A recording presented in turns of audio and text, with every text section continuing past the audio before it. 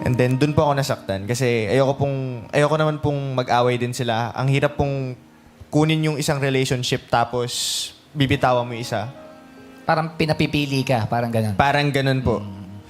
So, for me, mas pipiliin ko po yung best friend ko Oh. kaysa sa kanya. Ay, yun yung mahirap eh. Oo, Yun yung mahirap kasi mamili talaga. Pumili sa best friend at Since, girlfriend. pero Since gets ko yun. birth. Kababata. Na may mga ganun akong dalawang Yung tatay pa kababata. niya. Oo, Oo. magkaibigan. Nahihirapan ka nun that time? Pumili? Sobra po. May dalawang isip din po. Pero, alam niyo po yun, parang brothers na po kasi pamilya na po yung turingan namin eh.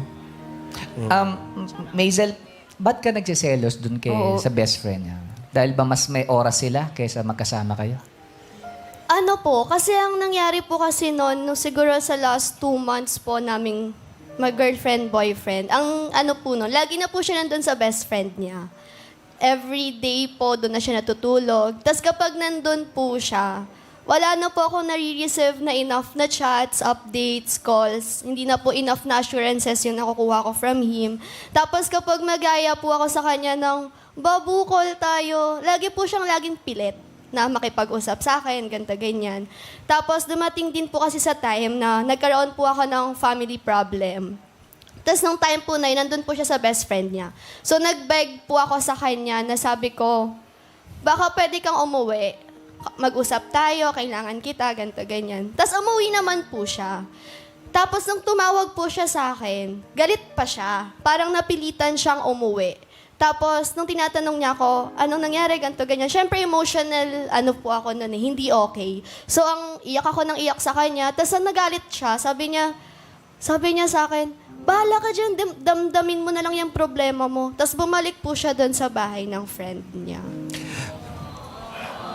Gaano ka sakit na mas pinili yung best friend kaysa sa'yo? Sa akin, super sakit po. Kasi ako, tinalikuran ko po yung buong family ko para sa kanya. Tapos ako sa best friend niya lang, wala pala akong laban. So parang for me, grabe pala ako magmahal.